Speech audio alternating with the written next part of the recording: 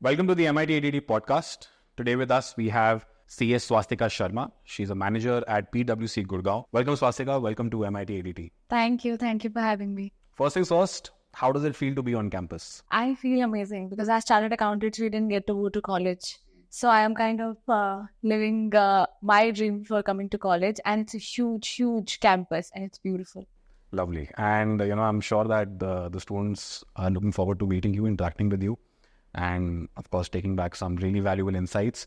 You spoke about being a CA. So how does the life of a CA look like? What's your daily schedule like?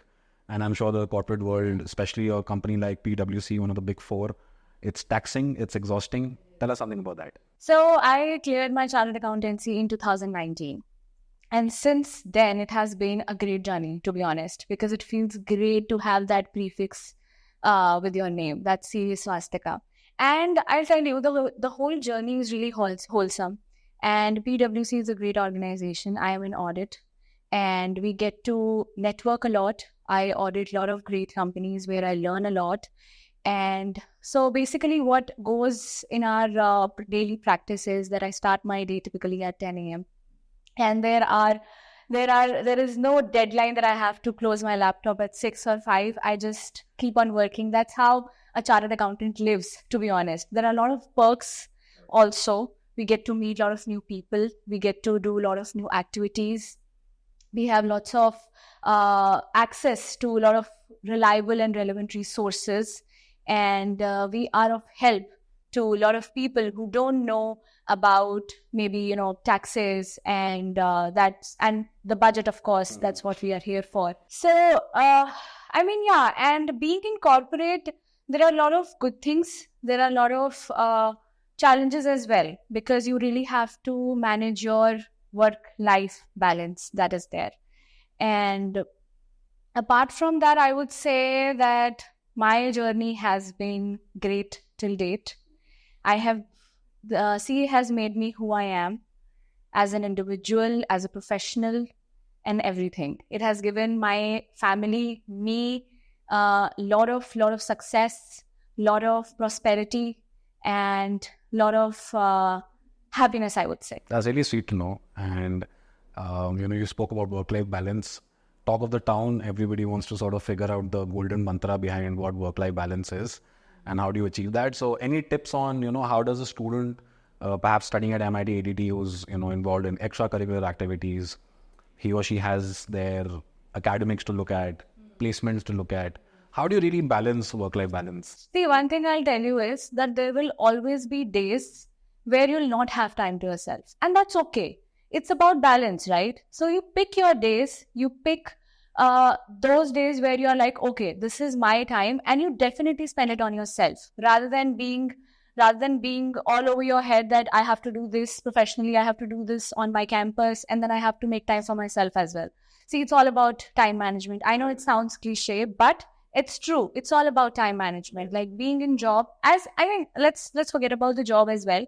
When I was a student also, I remember there were times that I had sacrificed my social life because my career demanded so. And that is important, right?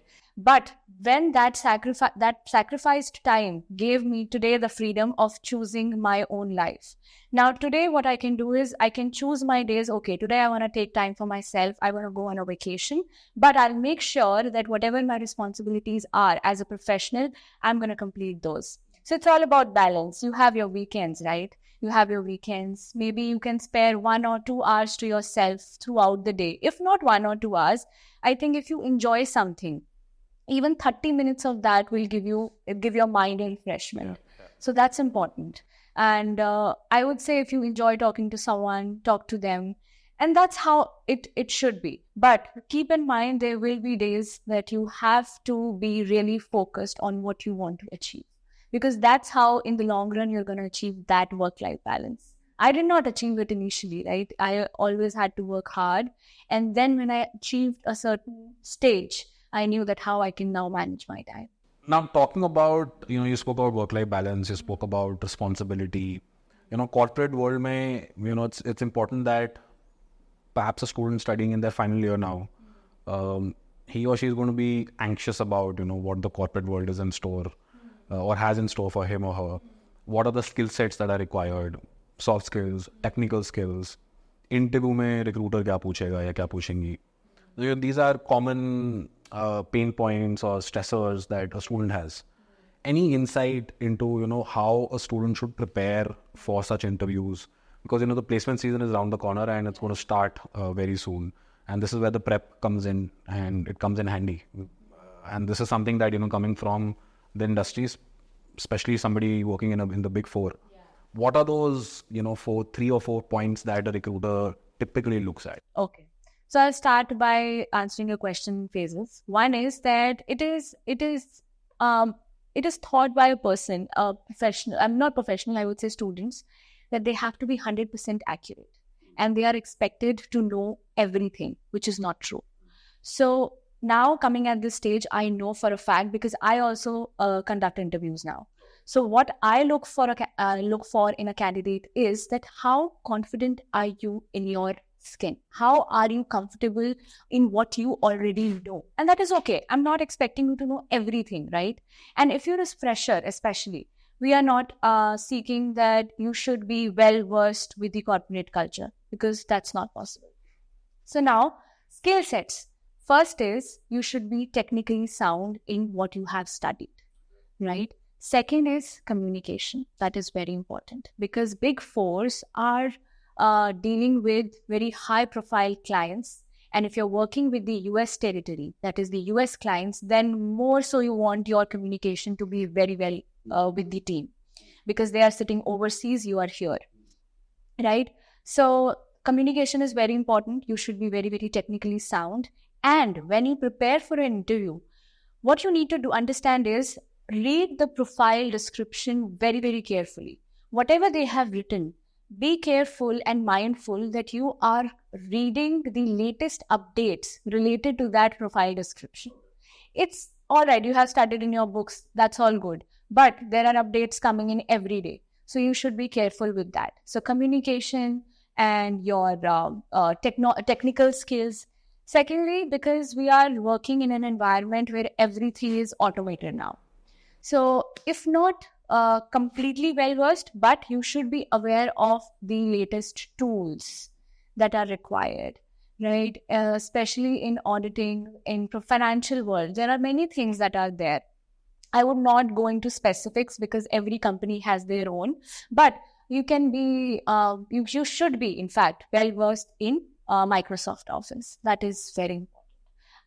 When I joined corporate world, I did not really realize the importance of it, if I'm being very candid, And later on, I realized if I am very efficient and effective with the tools that I'm working on, that is the Microsoft Office, it makes your work really, really smooth.